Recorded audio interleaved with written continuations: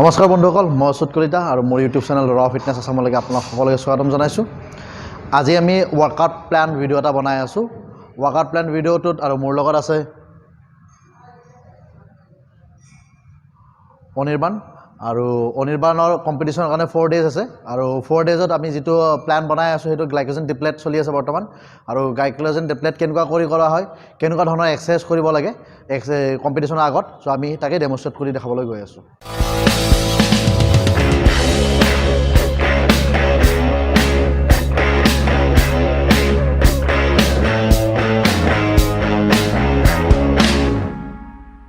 তো প্ৰথমতে আমি কৰিব গৈছোঁ জইণ্ট মবিলিটি, আৰু যিহেতু এইটো সময়ত বহুত ডায়েটত থকা যায়, তো মাছলছবিলাক অকণমান ক্ৰেম্প বা স্পাজম এনেকুৱা হৈ থাকে, তো জইণ্ট মবিলিটি খুবেই ইম্পৰ্টেণ্ট। তো ফুল বডি জইণ্ট মবিলিটি কৰি ল'ব ৱৰ্কআউট কৰাৰ আগতে।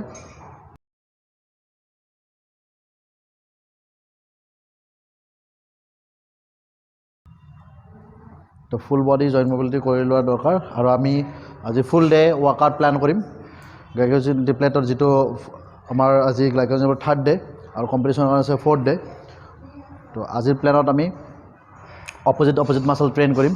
তো চেষ্টৰ লগত বেক তেনেকুৱা কৰি অপজিট মাছলছবিলাক কৰিম, হামষ্ট্ৰিঙৰ লগত কোৱাড্ৰিচেপছ, তেনেকুৱা কৰি আমি অপজিট মাছল ট্ৰেইন কৰিম যাতে আমাৰ মেক্সিমাম গ্লাইকোজেন ট্ৰিপলেট হয়। আৰু আমাৰ প্লেনটো ষ্টাৰ্ট কৰোঁ।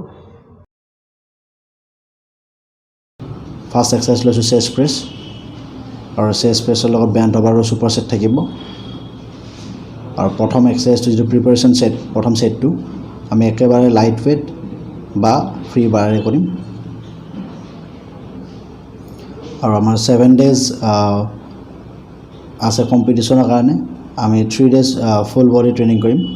অনিৰ্বাণ মেন্স ফিজিক এথলিট হয়, আৰু আমি আপাৰ বডিত বেছি গুৰুত্ব দি আছোঁ, তথাপিও আমি লেগছৰ ৱৰ্কআউটো কৰিম, কাৰণ গেমটো যি কি নহওক আমাৰ বডিটো ভালকৈ মেইনটেইন ৰখাটো খুবেই প্ৰয়োজনীয়। কিছুমানে লেগছৰ এক্সাৰচাইজ নকৰে, মেন্স ফিজিক এথলিট, তেনেকুৱা নহয়, তো কৰিব লাগে। তো চেষ্ট প্ৰেছ কমপ্লিট হোৱাৰ পিছত 15 ৰেপিটেশ্যন প্ৰিপাৰেশ্যন ছেট। আমি বেণ্ট অভাৰলৈকে গৈছোঁ, মাজত বেছি সময় ল'ব নালাগে যিহেতু ছুপাৰ ছেট। বেণ্ট অভাৰৰ গ্ৰিপ শ্বল্ডাৰতকৈ অকণমান বেছি বাহিৰত থাকিব বেণ্ট। পৰ্চটো ভালকৈ লৈ ল'ব। Complete squeeze and flex, squeeze flex, squeeze কৰোঁতে উশাহটো এৰিব। 15 ৰেপিটেশ্যন কৰিব লাগিব। পৰ্চটো মেইনটেইন ৰাখিব, কাৰণ পৰ্চৰ পৰাই আমি যিটো টাৰ্গেটত মাছলটো হিট কৰিব বিচাৰোঁ সেই মাছলটোত লাগিব। যদি পৰ্চাৰটো বেয়া হয় তেনেহ'লে বডি চিমেট্ৰিও বেয়া হয়। তো পৰ্চাৰবিলাক ভালকৈ জানি ল'ব। বাৰডাল একেবাৰে লেগছৰ ওচৰলৈ আহিব, ঠাইটোৰ পৰা 2 ইঞ্চমান দূৰৰ পৰা আহিব, আৰু কমপ্লিট ৰেঞ্জ অফ মোশ্যন কৰিব। তো 15 ৰেপিটেশ্যন হৈ গ'ল। নেক্সট আমি ৱেইট অকণমান বঢ়ালোঁ। কেপাচিটি বহুত আছে, কিন্তু আমি কম লৈছোঁ যিহেতু আমাৰ 6টা ছেট কৰিম আমি ছুপাৰ ছেট। তো 6টা ছুপাৰ ছেটৰ কাৰণে আমি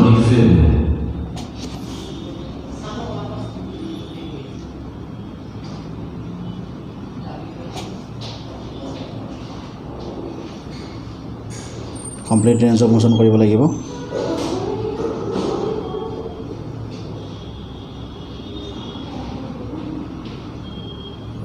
ঠিক তেনেদৰে আমি বেণ্ট অভাৰতো ৱেইটটো বঢ়াই গৈছোঁ।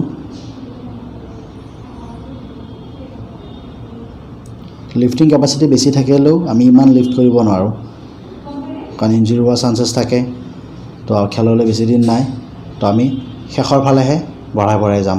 তো প্ৰথম 2টা প্ৰিপাৰেশ্যন ছেট, তাৰপিছত 2টা ৱৰ্কিং ছেট, আৰু এণ্ডিঙৰ 2টা অকণমান হেভি ছেট। তো সেই হিচাপত ল'ম, আৰু আমি লাহে লাহে ৱেইটটো বঢ়াই যাম।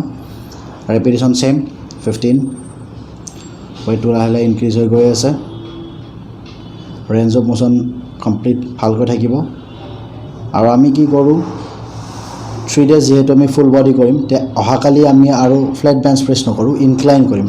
তো নেক্সট আমি ডিক্লাইন কৰিম। তো আটাইকেইদিনৰ আপোনাক দেখুওৱা অসুবিধা নহয়, তো আমি এদিনত দেখাই দিছোঁ। আজি আমাৰ ৰুটিনত আছিল ফ্লেট বেঞ্চ প্ৰেছ, কিন্তু অহাকালিলৈ ইনক্লাইন, তাৰপিছত ডিক্লাইন তেনেকুৱা থাকিব। আৰু তাৰ লগতে বেণ্ট অভাৰটোৰ লগত ছুপাৰ ছেট নহ'ব।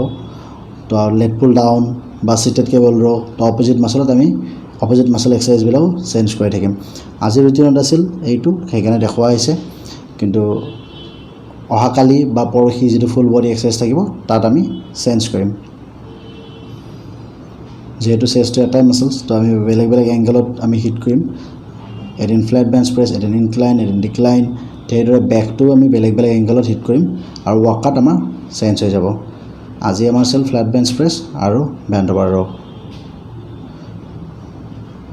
তো তেনেকুৱা কৰি ৱেইটটো বঢ়োৱা হৈছে ইনক্ৰিজ কৰোৱা হৈছে আৰু দুটা আমাৰ চাৰিটা ছুপাৰ ছেট হোৱাৰ পিছত অকণ বডিটো টায়াৰ্ড ফিল হয় যিহেতু কাৰ্বহাইড্ৰেট ইনটেক কম্পিটিশ্যন আহি পাইছে একেবাৰে ল' একদম ল' বডি ফেটছত আছে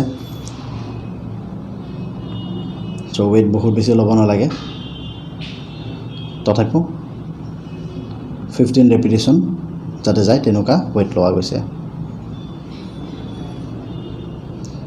চেম তেনেকুৱাই বেণ্ট অভাৰ ৰটো ৱেইটটো বঢ়োৱা হ'ল অকণমান দীঘলীয়া হয় এক্সাৰচাইজবিলাক কাৰণ 15 ৰেপিটেশ্যন 6টা ছুপাৰ ছেট তো অকণমান দীঘলীয়া হয় আৰু দীঘলীয়া বা এনেকুৱা কৰা হৈছে ৱৰ্কআউট প্লেনটো স্পেচিয়েলি ডিজাইন কৰা হৈছে গ্লাইক'জেন ডিপ্লেশ্যনৰ কাৰণে তো এনেকুৱা কৰিবই লাগিব এনে সচৰাচৰ এইবিলাক এক্সাৰচাইজ বেছি কৰিব নোৱাৰে অকল ৱৰ্কআউটৰ মানে কম্পিটিশ্যন থকা এসপ্তাহ আগত 3 days 4 days তেনেকুৱা কৰা হয়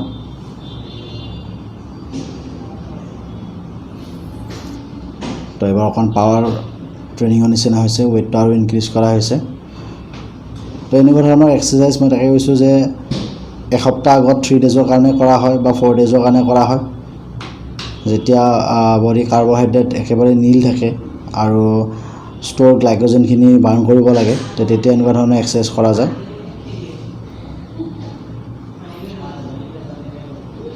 তো ইমানকেইটা ছেট কৰাৰ পিছত অবভিয়াছলি বহুত আপুনি টায়াৰ্ড ফিল কৰিব কিন্তু কম্পিটিশ্যন প্ৰিপেৰেশ্যন হয় তো হাৰ্ড ৱৰ্ক আৰু মেহনতটো লাগিবই ইমান সুন্দৰ বডি এটা এচিভ কৰা বা ষ্টেজত পাৰফৰ্ম কৰাৰ কাৰণে এথলিট এজনে বহুতখিনি কষ্ট কৰিব লাগে আৰু সেইটো আপুনি দেখিব পাইছে যে এথলিট এজন কেনেকুৱা কৰি প্ৰিপেয়াৰ কৰে নেক্সট আমাৰ চেষ্ট আৰু বেক হোৱাৰ পিছত আমি শ্বল্ডাৰলৈ আহিলোঁ সেইটো 6টা এক্সাৰচাইজ হৈ গ'ল আমাৰ নেক্সট আমি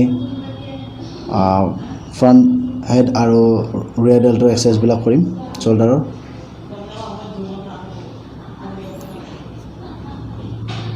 শ্বল্ডাৰ এণ্টাৰিয়ৰ মাছলটো ইনভলভ হৈ আছে ফ্ৰণ্ট ৰেছ কেবুলত কৰিছোঁ কিন্তু আমি 3 দিনে কেবুলত নকৰোঁ আজি যদি আমি কেবুলত কৰিছোঁ অহাকালি বাৰত কৰিম বা ডাম্বেলত কৰিম বা প্লেটত কৰিম তেনেকুৱা আমি এক্সাৰচাইজবিলাক চেঞ্জ কৰি থাকিম আজি আমাৰ ৰ'পত ফ্ৰণ্ট ৰেছ আছিল তাৰপিছত ফেচ পুল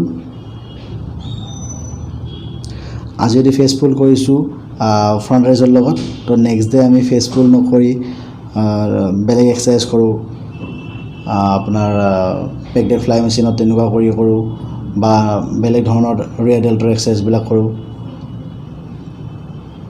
তো আজিৰ ৰুটিনত আমাৰ এইটো আছে কাৰণে পাৰফৰ্ম কৰি দেখাইছোঁ তো 3 days আমি বা 4 days আমি বেলেগ বেলেগ এক্সাৰচাইজবিলাক কৰিম কিন্তু মাছল গ্ৰুপ আমি অপজিটে ল'ম অপজিট মাছল গ্ৰুপ এইকাৰণে লোৱা হয় যাতে গ্লাইক'জেন মেক্সিমাম ডিপ্লেট হয় তেতিয়া আৰু ৱৰ্কআউটটো অকণমান চেলেঞ্জিং বেছি হয়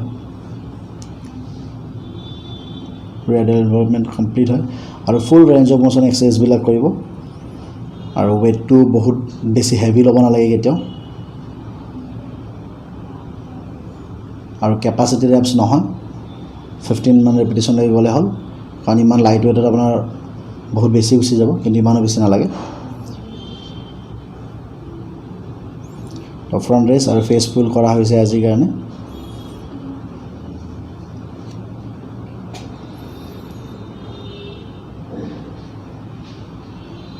তো এইটো সময়ত যিহেতু কাৰ্বহাইড্ৰেট ইনটেক বহুত কম থাকে তো বহুত চেলেঞ্জিং হৈ যায় এক্সাৰচাইজটো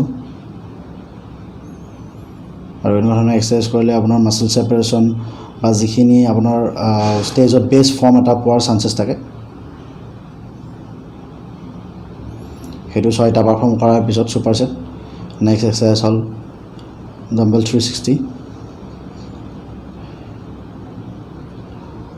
এইটো আপোনাৰ ট্ৰেপেজিয়াছৰ লগতে লেটাৰেল হেডটো ইনভলভ হৈছে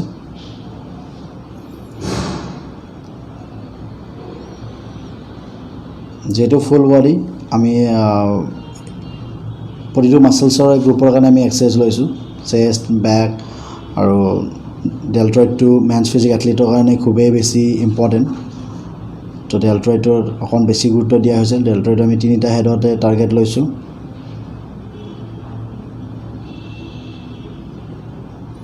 এণ্টাৰ হওক লেটাৰেল হেড হওক পাৰভিয়াৰ হওক তো আটাইখিনি আমি ভালকৈ এক্সাৰচাইজ কৰিছোঁ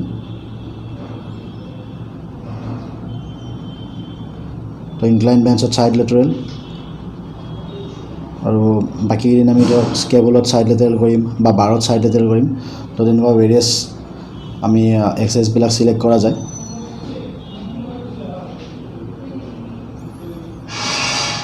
কিমানখিনি উঠাব ৰেঞ্জটো হিচাপতে চাই ল'ব লগত কোনোবা এজন থাকিলে ভাল মনিটৰ কৰাৰ কাৰণে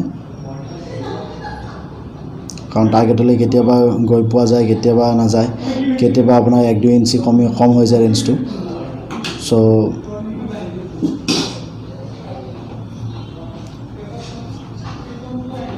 কোনোবা এজন ফ্ৰেণ্ড বা কোচ আপোনাৰ লগত ৰাখিব কাৰণ এইখিনি সময়ত মটিভেশ্যনৰ খুবেই দৰকাৰ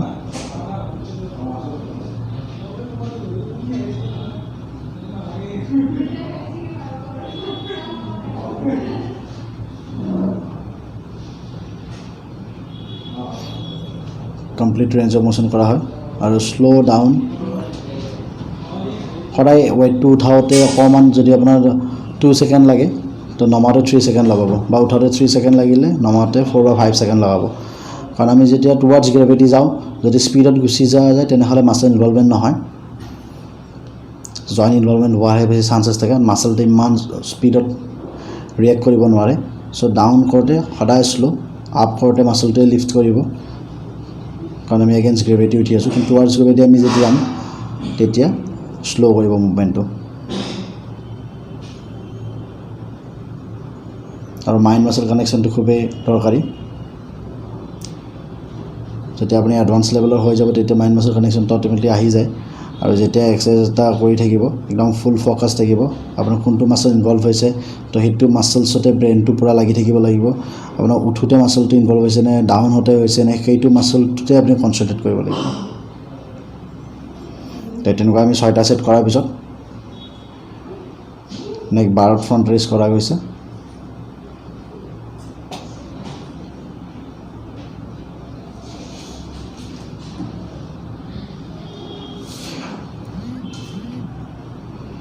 মেন ফিজিক এথলিটবিলাকৰ কাৰণে ডেলটো খুবেই প্ৰয়োজনীয় তো আমি ডেলটোৰ ওপৰত বহুত কাম কৰোঁ আৰু ডেলট্ৰইড মাছলছটো যাতে ভালকৈ ভিজিবল হয় আৰু ফুলনেছ থাকে তো তাৰ ওপৰত গুৰুত্ব দিয়া যায়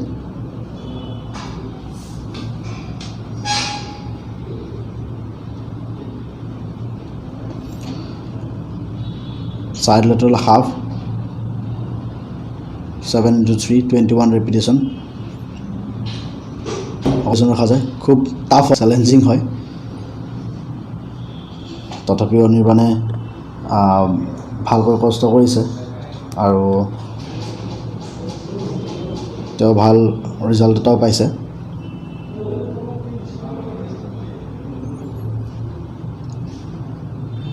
তেওঁ NPC mister Kamrup overall title winner আৰু এনে সহজতে উইনাৰ হোৱাটো পচিবল নহয় তেওঁৰ হাৰ্ড ৱৰ্ক মেহনত দেখা পাইছে তেওঁ কোনো এটা ৰেপিটেশ্যন কোনো এটা ছেটত হাৰ মৰা নাই তো কৰি আছে তো ফ্ৰণ্ট ৰেইজ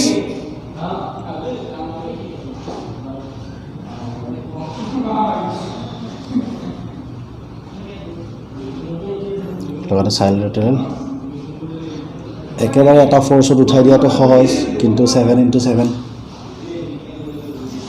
কৰাটো বহুত টান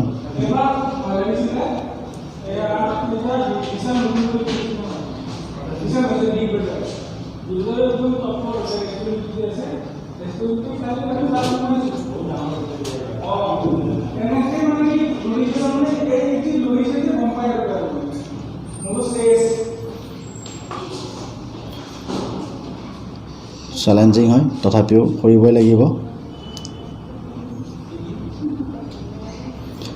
তলত 7 ওপৰত 7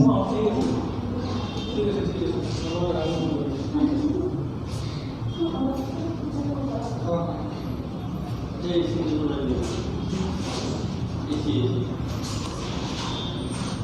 ডেলট্ৰইডৰ কমপ্লিট এক্সাৰচাইজ হোৱাৰ পিছত আমি আহিলোঁ বাইচেপ ট্ৰাইচেপ এক্সাৰচাইজ আৰু বাইচেপ ট্ৰাইচেপ এক্সাৰচাইজত প্ৰেছাৰ কাৰ্ভটো আজি লোৱা হৈছে, ছিলেক্ট কৰা হৈছে। অইনকেইদিন আপুনি পিক মাছলছ বা কনচেনট্ৰেশ্যন তেনেকুৱা ল'ব পাৰে।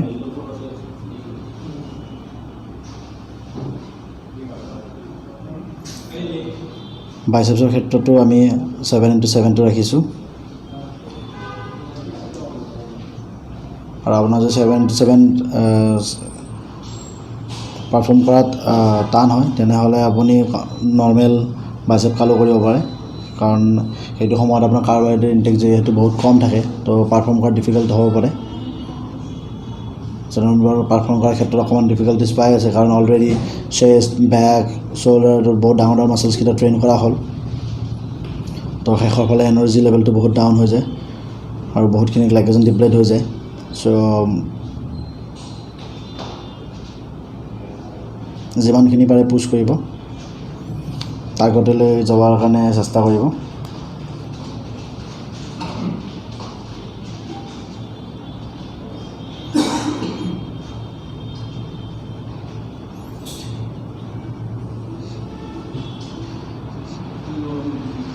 Pressure curl complete bicep involvement হৈছে আৰু অভাৰহেডত লং হেড ইনভলভমেণ্টটো বেছি হৈছে। তথাপিও আপোনাৰ যিহেতু 12ত কৰিছোঁ তো 3টা হেড ইনভলভমেণ্ট হৈ আছে।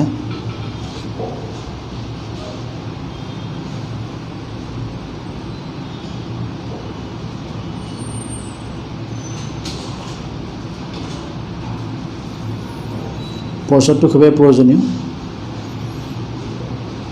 আৰ্মছটো ষ্ট্ৰেইট থাকিব লাগে আৰু কমপ্লিট ৰেঞ্জ অফ মোশ্যন কৰিব লাগে। হাফ বা তেনেকুৱা কৰিব নালাগে। ৱেইটটো লাইট ল'ব লাগে, বেছি ল'ব নালাগে, কিন্তু ৰেপিটেশ্যন আপোনাৰ 15লৈকে যাব লাগিব।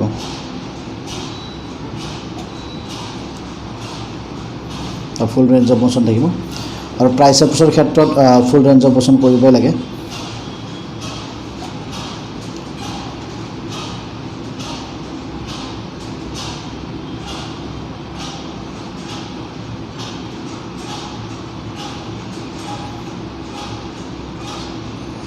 ছেভেন ডাউন আৰু 7 আপ।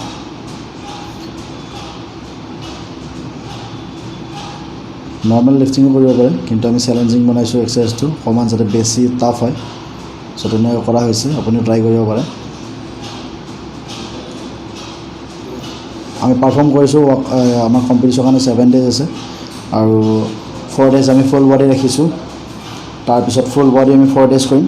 তাৰপিছত আপোনাৰ 1 day আপাৰ বডি, তাৰপিছত হাই ইণ্টেনচিটি ৱৰ্কআউট আৰু কম্পিটিশ্যন আগদিনাখন কমপ্লিট ৰেষ্ট।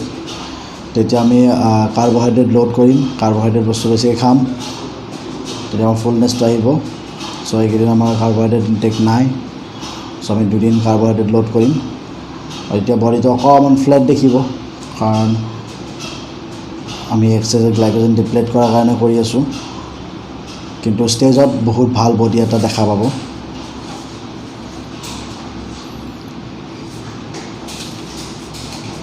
যদিও কোনোবাৰ মেন ফিজিক এথলিট, তথাপিও আমি লেগছটো এনেই থাকিব দিয়া নাই, কাৰণ লেগছটো ট্ৰেইন কৰিছোঁ আৰু লেগছটো ট্ৰেইন কৰিলে বহুতখিনি আমাৰ কেলৰি বাৰ্ণ হ'ব।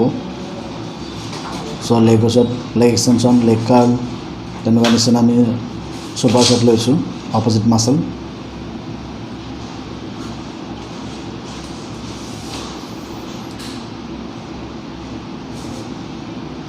এইটো ৱৰ্কআউট টেকনিক অকল মেন্স ফিজিক এথলিটে কৰিব পাৰিব এনেকুৱা নহয়, বডি বিল্ডাৰবিলাকেও কৰে। অকল মেন্স ফিজিক এথলিটবিলাক অকণমান আমি ডেলট্ৰইড মাছলটোত বেছি ফ'কাছ কৰোঁ, কিন্তু ডেলট্ৰইড মাছলত বডি বিল্ডাৰবিলাকো ভাল লাগিব। এইটো প্লেনটো বডি বিল্ডাৰবিলাকেও কৰিব পাৰে। তো লেগ এক্সটেনশ্যনৰ পিছতে অপ'জিট মাছল লেগ কাৰ্ল ৰাখিছোঁ।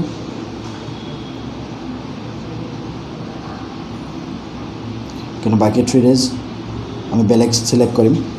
আজি লেগ কাৰ্ল কৰিছোঁ যদি নেক্সট আমি লেগ প্ৰেছ ওপৰত লৈ হামষ্ট্ৰিং মাছল ইনভলভ হোৱাকৈ, লেগ এক্সটেনশ্যনৰ জেগাত লাঞ্জেছ বা লেগ প্ৰেছ ভৰি দুখন তলত লৈ। তো লেগছৰ প্লেচিঙৰ ক্ষেত্ৰত মই ভিডিঅ' এটা বনাইছোঁ, চাব পাৰিব। ক'ত ৰাখিলে প্লেচিং কৰিলে লেগছৰ কোনটো মাছল ইনভলভ হয়। তো আমি আটাইবিলাক এক্সাৰচাইজ 6টা ছুপাৰ ছেট কৰিছোঁ অপজিট মাছল আৰু বিটুইন ছেট আমি 30 ছেকেণ্ডৰ পৰা 1 মিনিট ৰেষ্ট ল'ব পাৰে বহুত বেছি দীঘলীয়া ৰেষ্ট নহয়